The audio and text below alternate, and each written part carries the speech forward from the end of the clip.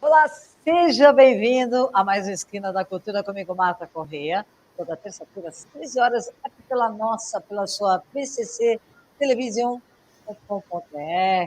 acesse nosso site, veja a nossa programação e, principalmente, participe aqui na Esquina da Cultura, nesta esquina onde tudo acontece. Hoje temos uma trupe de teatro aqui que vai falar sobre um espetáculo maravilhoso que vai estrear dia 28 de abril no Teatro Sérgio Cardoso, aqui em São Paulo. Eu tenho o prazer de receber hoje no Esquina da Cultura Flávia Couto, Lavínia Panunzio e Paulo Williams. Sejam bem-vindos. Obrigada. Obrigado. Obrigada. Olha, é um prazer estar aqui num programa dedicado à cultura, viu? Olha, muito obrigada. A gente está há 15 anos fazendo programa e um trabalho de formiguinha, mas eu adoro também quando a linguagem do teatro está presente. E muita gente vem aqui ao Esquina.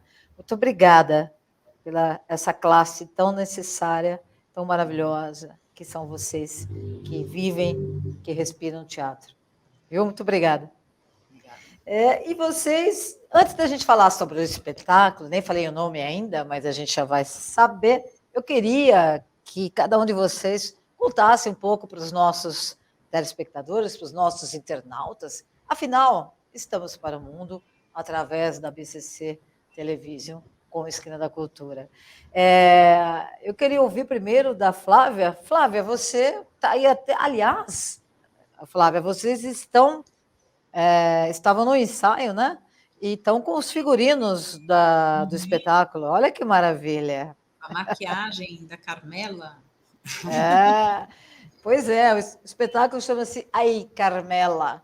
Mas antes, me conta, Flávia, como foi que o teatro te chamou? Você já tem, isso já está na sua família, a arte? Ou você é que estreou também nos palcos da família? Como começou? Quem é a atriz Flávia Couto? Fui eu que estreiei os palcos da família. Não vim de uma família, né? A minha mãe, meu pai trabalhavam com outras coisas e eu descobri na escola fazendo teatro com 11 anos, montando apresentação, né? De alunos para os alunos, para as criancinhas bem pequenininhas, porque eu também era uma criancinha, né? Quando eu descobri. E aí eu não parei mais. E aí em 2001 eu vim estudar artes cênicas aqui na USP. E aí fiquei por aqui, depois que me formei, fui trabalhando. Teve uma época que eu fui morar fora também, na França, fiz uma formação lá, voltei. Mas o teatro, ele nunca me abandonou. Mesmo quando eu entrei nas crises, ele sempre me resgatava de volta. Olha só, maravilha. E você, Paulo? Como foi o chamado dos deuses do teatro para você? Eu acho que eu venho de uma família grande, assim, né, com muitos irmãos. Então, a memória que eu tenho do teatro remete a essa infância de brincar, de representar histórias em casa, assim. Eu gostava de me vestir com as roupas das minhas irmãs e eu ia para o quarto delas, me vestia com as roupas dela, com as roupas e saía imitando-as. Então, eu acho que a minha memória vem daí, desde muito pequeno, eu gostava de me travestir, de me colocar na condição de ser outro.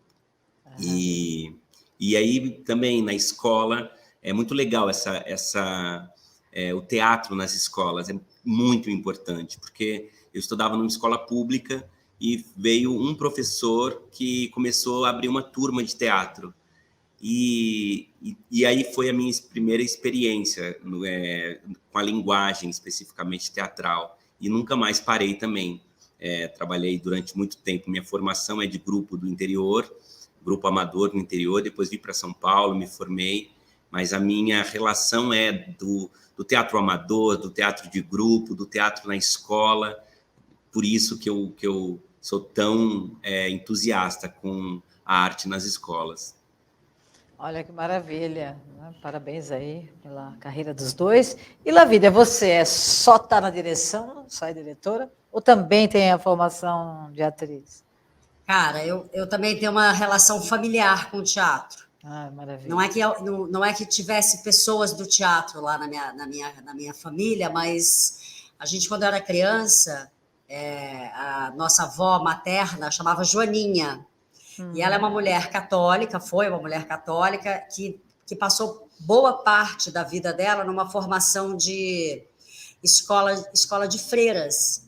Então, quando a Edita, ela já casou, já teve filhos e netos, a gente ficava na casa dela e ela ficava encenando com a gente os dramas de amor e morte que ela tinha aprendido na escola de freiras.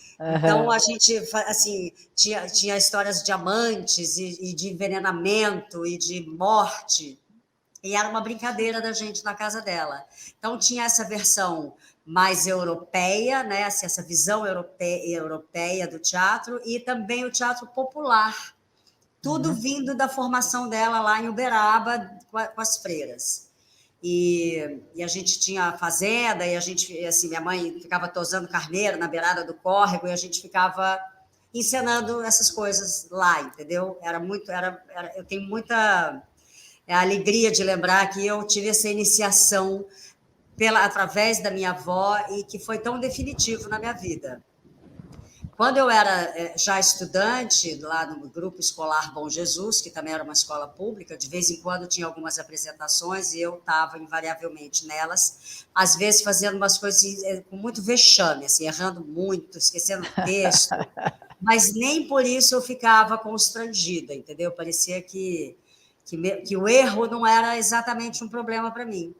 Então, Edita, de novo, eu já adolescente em Uberlândia, e o interior é um lugar, às vezes, muito perigoso para a juventude, né? Porque ele não tem muita coisa para fazer, mas eu rapidamente engatei num grupo de teatro amador. Eles estrearam uma peça numa praça, e o próximo ano eu já estava. E eu me lembro que a gente ensaiava no quintal da minha casa.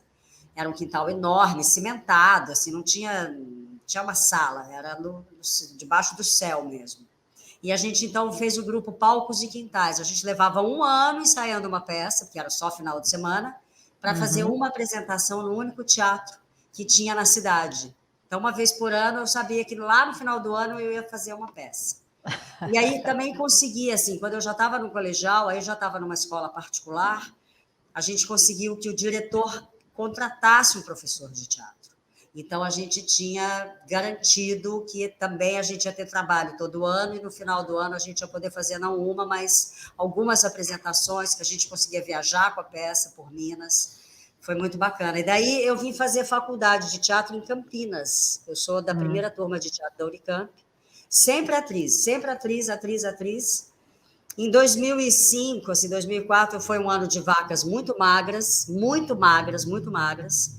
E eu, para ganhar tempo, assim, para não morrer de loucura, de tédio, de tristeza, eu comecei a mexer num livro da minha mãe. Minha mãe é autora, infanto-juvenil, e eu, então, decidi que um livro dela ia virar teatro. E fiz isso para me ocupar, talvez, e mandei o projeto para ela. Falei, mãe, vamos tentar arrumar dinheiro para fazer esse livro aí em Uberlândia. Okay. E ela foi a produtora, e numa sorte de principiante, um sentido de oportunidade, assim, entre ela e um empresário da cidade, a gente aprovou o projeto na Lei Rouanet e ele comprou, porque ele queria vincular educação, ciência e arte numa iniciativa lá da empresa dele, que é um atacadão, é uma coisa de distribuição, um comércio grande, como é que chama isso? Armazém? Nem sei como é que chama, um distribuidor de coisas. Então, ele bancou integralmente o projeto, a gente fez a peça, foi a minha primeira direção. A gente conseguiu levar todas as escolas de Uberlândia, as públicas e as privadas, para assistirem a peça no teatro, tinha ônibus para todo mundo, foi uma coisa incrível. E daí eu falei, bom, direção foi uma oportunidade muito incrível, em 2005. E desde então eu venho alternando atuar com dirigir. E agora eu estou dirigindo mais do que atuando, eu não estou exatamente com plano de atuar, mas eu sou assim... mesmo que eu não atue, sei lá por quanto tempo, eu tenho um amor imenso pelos atores. Então, dirigir para mim é meio que estar em cena, né? Porque eu vou através deles, Aham. eu também aproveito dessa relação com o público. Então, Maravilha!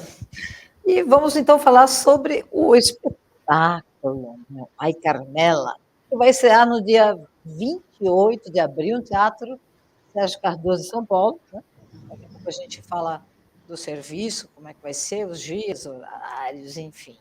Mas vamos falar do espetáculo, que é um texto que traz a Guerra Civil Espanhola como pano de fundo desse espetáculo.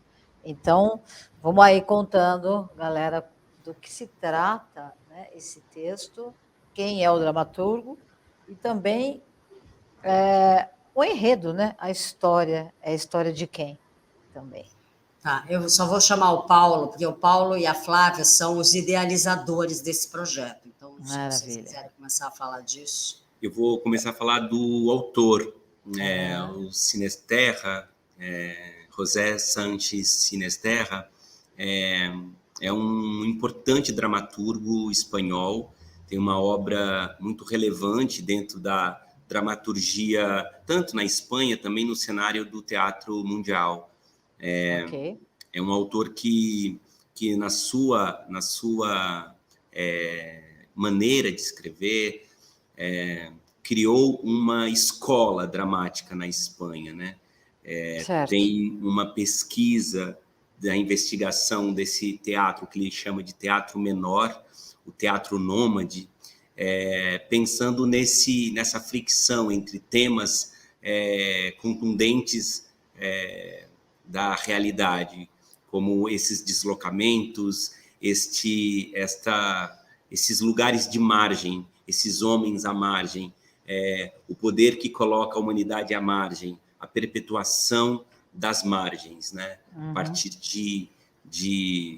no caso aqui, do autoritarismo, do fascismo, mas em outras peças são esses temas que rondeiam sua dramaturgia.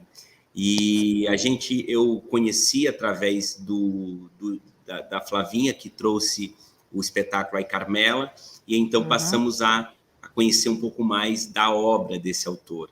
Ele tem uma relação muito bonita com o Brasil.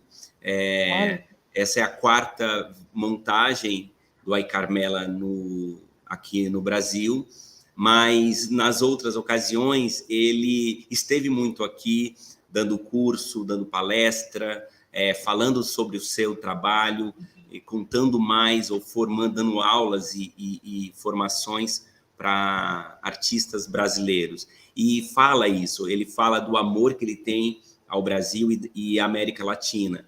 Ele é muito presente também na América Latina, ele tem um trânsito de uma vez por ano, ele tem uma temporada por aqui, pela América Latina. Então, é uma responsabilidade muito grande e uma alegria muito grande colocar no palco, dar corpo às palavras, à narrativa de Sinesterra, né? Ai, que maravilha. Flavinha, conta pra gente, então, a história do quê? De quem? Quem são os personagens de Ai Carmela? São 2 personagens, a Carmela e o Paulino, que são 2 artistas mambembes, né, nômades, que, né, eles circulam ali como uma carroça, então tem uma referência muito também aos gitanos, né, a cultura dos espanhola, andaluza, do flamenco, né, esses artistas que também mambembes que passavam de vila em vila, né, se apresentando, né, e isso é uma coisa que acabou entrando também no nosso trabalho, né, porque a gente quis ser muito fiel, né, à cultura mesmo, então entrou um pouco do flamenco, e na raiz, né, do que é esse povo, né, da resistência, né, do flamenco, né, como tradição oral, né. E o flamenco faz parte da trilha sonora da peça? ele tem umas coreografias, né? É interessante como o Sinisterra brinca com isso, porque ele não pega uma música exatamente de flamenco, mas ele pega uma música de época, que tem uma coisa circense, mas propõe uma coreografia com um pericom, que é um leque grande, que é de flamenco, né? Então ele introduz elementos ali do flamenco, mas eu acho que ele é muito sábio, que ele mescla muito bem, né, os estilos das coisas, né? E aí a dramaturgia, ela tem a história desses artistas que estão ali atravessando uma fronteira ali da guerra onde os fascistas dominaram e são pegos por eles, né? E aí eles são obrigados a fazer essa apresentação a custo de salvar a vida deles, porque senão eles vão ser fuzilados. Então eles se sentem obrigados para sobreviver a apresentar para essas tropas fascistas e para os prisioneiros, né, rebeldes, que são obrigados a também engolir essa, né, de assistir uma apresentação que foi um pouco, digamos assim, as músicas, né, o originário, algumas coisas deturpadas para uma versão fascista, né? Então, é interessante pensar nessa reflexão assim que ele faz também, que tem também aí uma ligação com os dias de hoje, né? E tem também a personagem Carmela, ela é fuzilada, mas aparece, depois de morta, ela continua presente, e também o autor trazendo essa discussão de ter várias maneiras de estar vivo e morto. É isso também, né? A peça começa, isso não é um spoiler que a gente está dando, mas a primeira cena da peça, o Paulino, né, que é o personagem masculino, já está num teatro sem nada, devastado e tal, ele está sozinho nesse teatro, a gente não sabe se ele está bêbado, a gente não sabe ainda o que aconteceu, e de repente a Carmela entra em cena, só que ela está morta já, então... Durante 3 momentos da peça, eles se encontram nesse entremundo, né, onde ele cria o precedente absurdo dessa conversa metafísica, metateatral, de um vivo e de uma morta. E a Carmela, embora morta, e no começo da peça ela está bem desmemoriada, né? O Paulino até brinca assim, que ela está um pouco esquecida e tal, ela está bastante esquecida, mas, ao contrário dela caminhar rumo ao apagamento total, ela vai se imbuindo lá onde ela está, junto com outros mortos que estão em plena atividade, em plena vitalidade, no sentido de que eles querem resgatar exatamente a memória, do que eles não querem que se apague, não querem que seja perdido. Então, o que o Sinisterra faz lindamente ele coloca uma morta que está mais viva do que o vivo, que está praticamente morto, assim, que está desvitalizado, esterilizado, consumido por essa era fascista que passa a acontecer na Espanha a partir do franquismo, né? Então, a peça é linda. A peça é linda porque ela é homenagem ao teatro. O Sinisterra transversaliza a obra dele com o texto Esperando Godot, do Samuel Beckett, onde o Beckett também ele bota 2 miseráveis em cena, e a condição desses 2 artistas de variedades é a condição de miséria. Eles estão trabalhando para comer e, no caso da guerra, trabalhando para ficar vivos, porque eles estão sujeitos a morrer o tempo todo, porque a Espanha está em guerra. E os artistas não foram poupados, né, nessa guerra horrorosa, nessa caça que o Franco promoveu. Então, olha, é lindo, gente. Eu só recomendo que as pessoas vejam a partir do dia 28, lá no Sérgio Cardoso, na Sala Pascoal Carlos Magno. Pois e também reforça esse papel de como a arte é importante em momentos de violência, de repressão, de opressão, enfim, de fascismo, de guerras, né? O espetáculo traz isso também, do quanto a arte nos salva. O autor, ele escreveu essa peça em 1987, e na ocasião, para comemorar os 50 anos da da Revolução Ok. Espanhola, né? Não é bem comemorar. Comemorar, né? não, sim. Havia uma quantidade de eventos sobre isso, né? Ok. Só que a intenção dele na escritura da peça é discutir ou refletir sobre o apagamento que a lei da anistia impõe para a sociedade, e que é um pouco do que acontece aqui também no Brasil, né? O tanto que a lei da anistia, ela cria um cenário de impunidade, porque ela anistia o algoz, ela anistia o Estado, que se coloca como um Estado repressor. Então, a crítica e o lugar em que o texto acontece não podemos perder a memória, não podemos apagar a memória, não podemos esquecer as atrocidades da guerra. E o espetáculo, o tempo inteiro, ele busca, ele intenta esse convite, essa convocação. Não podemos esquecer que houve uma guerra, e que essa guerra custou vidas, e que essa guerra dizimou uma parcela da sociedade. Então, o personagem tem esse lugar de vir do mundo dos mortos para manter esse pacto. Olha, não vamos esquecer, viu, gente? Não vamos esquecer, não podemos esquecer, para que a história não se repita, né? Não se repita como... E aí ele usa desse dispositivo da comédia, né? Tem um pensamento de que, eu acho que é do Marx, que fala que a história no primeiro momento acontece como tragédia e depois como farsa. O espetáculo tem uma influência clownesca, né? Tem essa... E circula entre o trágico e o cômico, não é isso? Não, e tem uma coisa interessante, porque infelizmente a gente está agora em 2022, justamente nesse looping histórico em que a gente caiu nesse ponto, né? Em 88 ele pelejou para trazer isso à luz, para que isso não se repetisse, e nós estamos agora quase... Eu sou ruim de matemática, mas você falou que ele escreveu quanto? Repetindo, né? Trazendo novamente. Quanto é, gente? Ai, nem sei, gente, pelo amor de Deus. 20, Quase 100 anos depois da Guerra Civil Espanhola, isso que eu quero dizer. Não fiquei preocupada. Daqui a pouco vai fazer Os artistas têm dificuldade em fazer cálculos. Eu sou péssima para fazer cálculo. Mas a questão é que a gente está de volta, né? Assim, a gente está com um movimento absurdo de extrema-direita, de neonazismo. O fascismo é uma realidade hoje no país, no país. A gente tem um governo, né, que repercute o fascismo, a supremacia branca, é uma coisa horrorosa.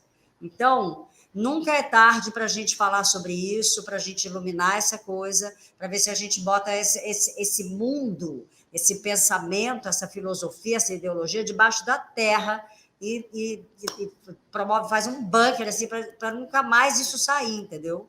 Porque é muito violento, é muito perigoso, a gente fica muito vulnerável. A sociedade, de alguma maneira, se volta contra nós, né? Assim, parte da sociedade cai nessa conversa, né? Tem esse ressentimento com a classe artística, ou com outros corpos diferentes, ou com outras ideologias, ou isso, né? Eles veem vermelho para todos os lados. Então, é um momento, infelizmente, oportuno para a gente fazer a peça. Ela não é só uma montagem de uma curiosidade sobre o texto do Sinisterra. Ela é uma oportunidade de falar sobre isso no momento em que a coisa está acontecendo. Sobre a precarização da arte também, né? Que eles fazem em circunstâncias muito precárias essa apresentação, né? E hoje a gente que trabalha com cultura, a gente vê, né, sendo precarizado, né, o nosso trabalho, né? Então, se a gente tivesse com melhores condições, né, o que nós não faríamos, né? E o texto, ele também tem isso, né? Eles também têm uma batalha pela dignidade, né, do trabalho deles, que mesmo fazendo em condições precárias, né, eles dão o melhor, né? Então ela vai lá, ela costura o vestido com as cortinas do teatro, faz o brinco com as cortinas, né? Eles vão se virando, né? Que nem a gente vai se virando hoje para tentar manter, né, a cultura viva. Maravilha. Eu vou chamar um comercial rapidinho e volto com vocês já já. E você que está também conosco, foge não. A esquina já volta.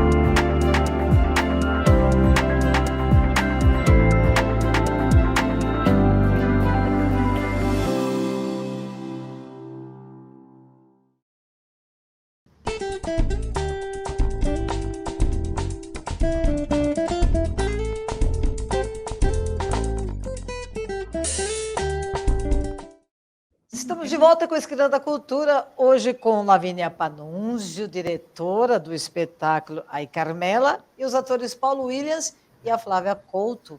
Vamos continuar conversando com eles, mas antes também eu quero chamar nosso momento de espiritualidade, né, com o quadro Espiritualidade em Foco com a nossa sacerdotisa Milene Sintra, que vai dar a dica de hoje para que a gente cuide da nossa espiritualidade. Vamos ver.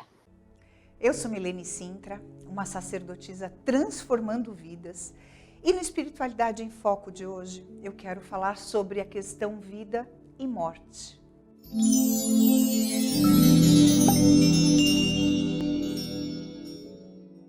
Você já pensou nisso?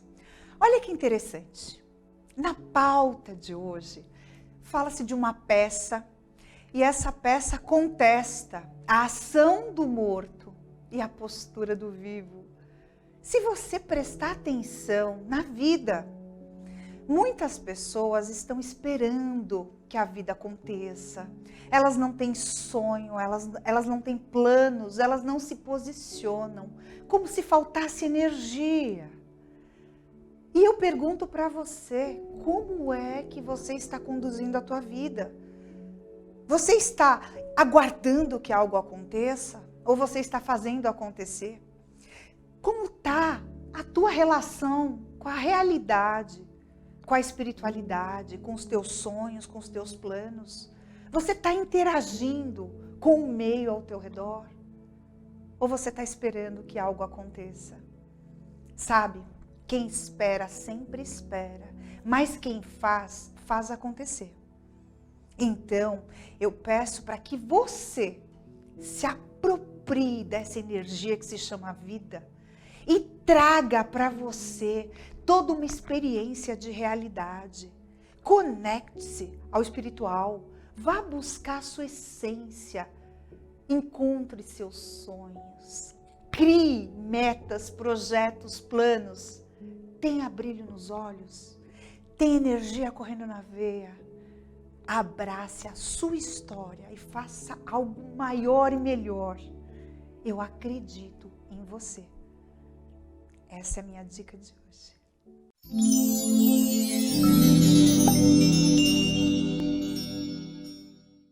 Tá aí o Espiritualidade em Foco de hoje, com Milene Sintra, e volto aqui com os atores Paulo Williams, Flávia Couto e a diretora Lavínia Panunzio, que estamos aí conversando sobre o espetáculo Ai Carmela, que vai estrear no dia 28 de abril no Teatro Sérgio Cardoso, aqui em São Paulo.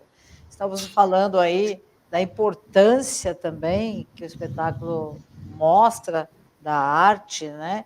E de como governos fascistas, governos opressores, atingem também a classe artística, né? É a primeira classe a ser questionada, a ser deixada de lado, a ser perseguida até, né, Lavínia? Não, e a gente, desculpa, eu não sei se eu continuar, mas é que o Brasil está entrando vem vindo nessa direção de cercear a arte e tal, até acho que antes do Bolsonaro, né, com aquela coisa das exposições queer. E não é o que preocupa a gente é que, além do Estado atuar como um agente policiador, a sociedade também faz isso, né? Então a gente tem enfim, a questão religiosa entrando, assim, como querendo definir o que é uma arte desfrutável, o que não é. Esse discurso dessa arte conservadora, uma arte para a família, essa baboseira inteira, assim, imensa, que eles vão lançando de vez em quando, que não significa nada a não ser para privilegiar, talvez, algum grupo, né? Bem assim, a turma deles mesmo, assim. E tirar a credibilidade do teatro. Mas a gente também viveu essa pandemia, a pandemia deixou bastante claro o quão importante é que a gente tenha livros à disposição, que a gente tenha filmes à disposição, que tenha uma produção cultural à disposição das pessoas o tempo todo. E agora, nesse momento, que não é pós-pandêmico ainda, a gente ainda está um pouco nessa repercutindo a Covid, mas os teatros estão voltando, e os teatros estão enchendo, com todos os cuidados. Assim, o teatro é um ambiente muito seguro, porque as máscaras estão lá, algumas pessoas sem, não, ou outras não, mas todo mundo pedindo certificado de vacinação e tal. Então, ficar 1 hora no teatro, 1 hora e meia, é um ambiente muito seguro. E a gente está vendo que as casas estão cheias, então acho que as pessoas estavam com saudade do teatro. E é uma boa hora, assim, né? Depois de tanto tempo separados, da gente voltar e poder falar sobre alguns assuntos que estão muito, assim, estão muito à flor da pele, né? Então, não é que a gente vai fazer agora, daqui para frente, um teatro utilitário. Não, a gente vai fazer o teatro que a gente quiser fazer, mas as pessoas estão com gana também de assistir, isso está bem interessante de observar. Claro, a pandemia, a meu ver também, no meu pensamento, trouxe exatamente para a sociedade a importância da arte, o quanto a arte nos salva, o quanto ela nos salvou nesta pandemia e nos salvará sempre, né? Músicos abrindo as suas janelas no mundo todo e fazendo serenatas, cantando suas canções, tocando seus instrumentos, teatro presente também, dentro de casa, né? Houve aí produções de um teatro, entre aspas, um audiovisual, que é um formato que parece que veio para ficar. Vocês chegaram a fazer algum espetáculo nesse formato de live, de audiovisual, seja lá qual for o nome? E o que vocês acham desse formato? Realmente ele veio para ficar? É uma forma dos artistas mostrarem até os espetáculos, os seus espetáculos, para o mundo todo, né? Porque pode ir para o mundo todo. Mas não é teatro. Mas vocês se utilizaram desse formato ou não? Você fez, né? Ah, sim. Eu peguei, ouvi o finalzinho, cortou um pouco, mas eu fiz bastante. Porque o meu companheiro, o meu marido, ele é ator também. Então, o que a gente ia ficar fazendo no nosso apartamento? Vivemos coisas terríveis, né? Perdemos pessoas muito queridas. E aí era uma maneira da gente estar vivo e pulsando, né? Do que ficar ali querendo morrer, porque o oposto, né, da gente não fazer nada, acho que seria enlouquecer. Talvez a gente teria se separado, né? Eu vejo muitos casais que se separaram, mas aí a gente resolveu fazer o que a gente podia fazer. A gente tinha um projeto que a gente já estava ensaiando, inclusive tinha até a ver com o tema da pandemia, de certa maneira, por uma coisa muito louca, né? Porque tinha o ator envolvido, tinha o Teatro e a Peste, e aí quando a gente estava ensaiando antes da pandemia, veio a pandemia, a gente falou, vamos fazer online. E aí a gente resolveu fazer, aí veio o Aldir Blanc, aí veio vários outros projetos que fui convidada, que rolaram, então eu acabei fazendo bastante coisa nesse formato digital. Eu também fiz. Fez, Lavínia? Você como diretora também? Não, eu fiz dirigindo. Eu fiz atuando e fiz dirigindo, porque quando a pandemia foi decretada no Brasil, lá no 16 de março de 2020, eu estava em cartaz com uma peça, como atriz. E aí, logo o SESC, aqui em São Paulo, rapidamente se organizou para dar uma cobertura, porque ficou todo mundo parado. Uma mão na frente e outra atrás, né? Assim, a gente ficou uma bagunça, assim, maluco. A vida da gente foi realmente tomada assim por um tsunami e tal. Então, o SESC formalizou os convites para alguns artistas fazerem das nossas casas mesmo apresentações das peças que a gente estava fazendo. No meu caso, era um solo, então eu estava com o meu cenário em casa, meu figurino em casa, eles levaram equipamento e a gente morrendo de medo, ensaiei de novo para falar com uma câmera. E quando que é muito diferente, né? Da linguagem do teatro. Mas assim, a minha peça, eu tinha uma interlocução com a plateia. Às vezes eu falava com a plateia. Então, eu substituí imediatamente, porque a gente olhando para a câmera, a gente está olhando para o nosso espectador, né? Sim. Então, existe uma interlocução, o que, quando eu descobri, me deixou muito feliz. Eu terminei esse dia, assim, como se eu tivesse acabado de fazer uma cena num teatro. Foi igual. Falei, é possível fazer teatro assim. Mas eu sozinha em casa.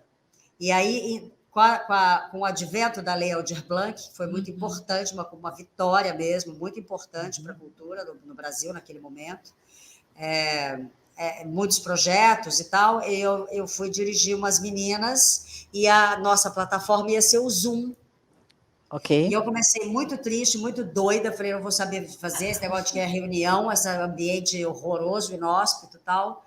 E em 2 meses a gente criou uma relação tão interessante com a plataforma, e aí eu considero que eu fiz um trabalho assim da linguagem muito legal. Assim, eu saí muito satisfeita de ter tido a oportunidade de conhecer uma linguagem, né? Porque teatro também é isso, né? Ninguém me ensinou isso, não tinha essa ferramenta quando eu fiz Não. faculdade de teatro, e esses anos todos não tinha, mas que Talvez assim, agora possa ser incluída, né, eu na não sei, agora eu formação. estou querendo fazer presencial, agora estou saudade do corpo, entendeu? Mas foi bom quando a urgência foi essa, a necessidade foi essa, que a gente também não travou o processo. Imagina todo mundo travado. Inclusive, a gente fez umas leituras juntas, até num projeto que a É. gente estava de várias peças da Hilda Rios, de 8 peças, 8 peças. e que rolou super bem, fazendo a leitura dramática na plataforma, né, digital, transmitido ao vivo, da casa de cada um. Foi muito. Olha, eu assim, Mas, eu acho que foi. mas nada substitui a atmosfera do teatro, não é Ai, mesmo? gente, é corpo, né? Aquele calor aqui, a gente tá junto agora, tá meio quente A aqui. troca, né, de público com o Isso é artista, maravilhoso, enfim. isso é o máximo. A hora que voltou, a Mas gente falou, nossa, é mesmo, saudade. que bom, Lavínia, que você também reconhece esse novo formato, né?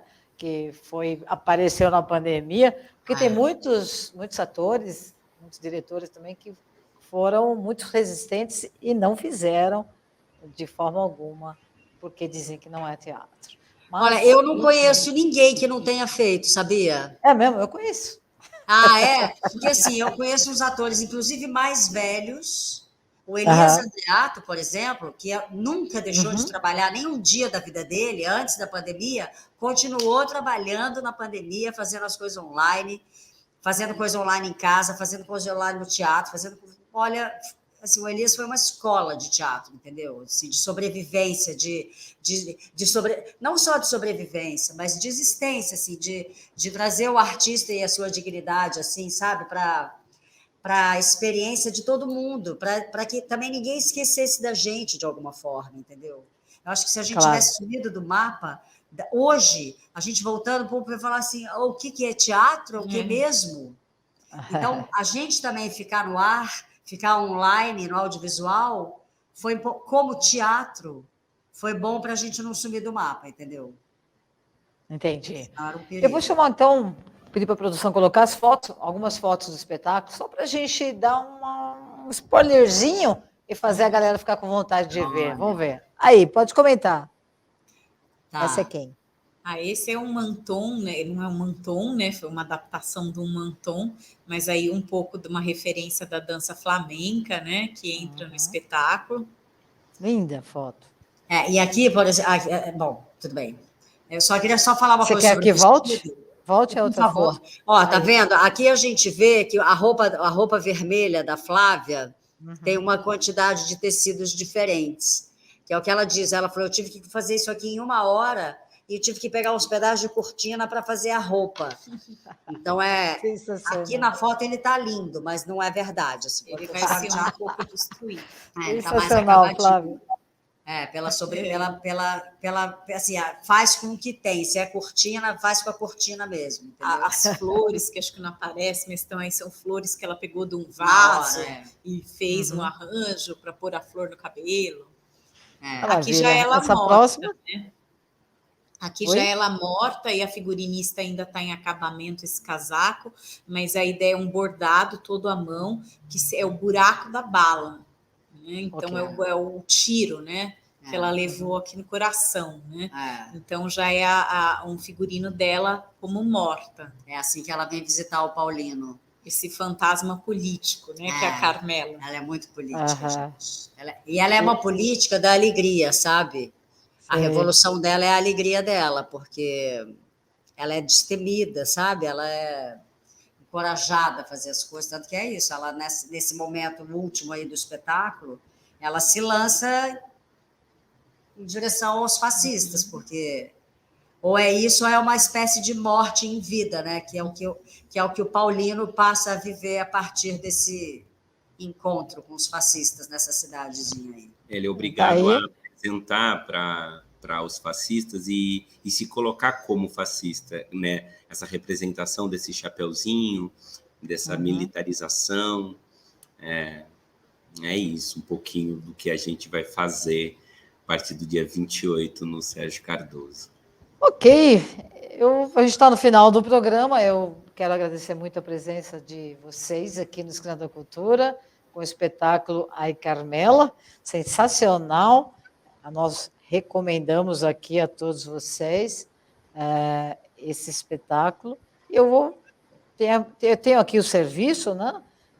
O Ai Carmela, a temporada vai de 28 de abril, de 22 a 29 de maio, né?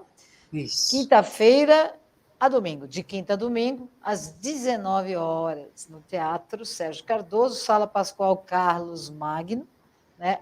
O Sérgio Cardoso fica na rua Rui Barbosa, 153, Bela Vista, São Paulo, e a duração do espetáculo é de 90 minutos, a classificação é de 14 anos. Os ingressos estão de 40 a R$ 20, meia entrada, né? Vendas também pelo site da Simpla, da plataforma Simpla. Eu só Oi. posso falar uma coisinha que tem a ver Claro. com o serviço mesmo. Fique à vontade. O projeto tem uma contrapartida de fazer um tanto de espetáculos gratuitos.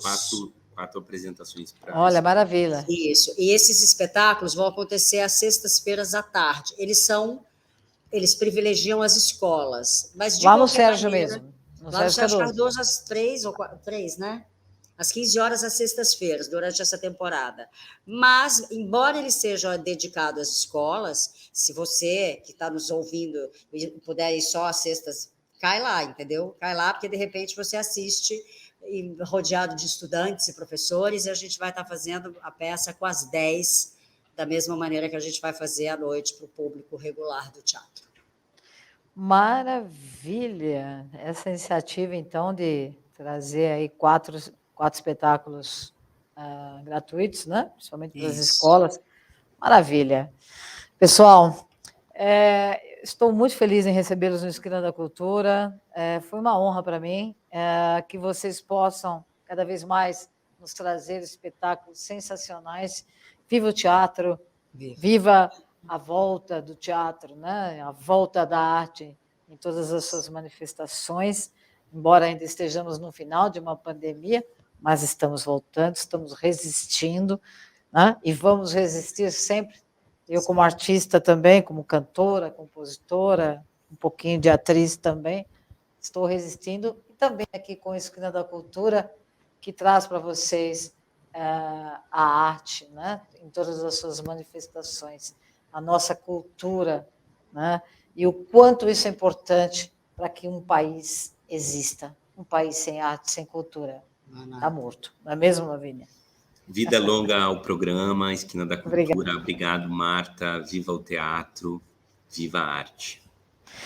É isso aí. Beijo no coração de vocês. Obrigada. Flávia Couto, Paulo Williams e Lavínia Panunzio. Beijo no coração, muito obrigada.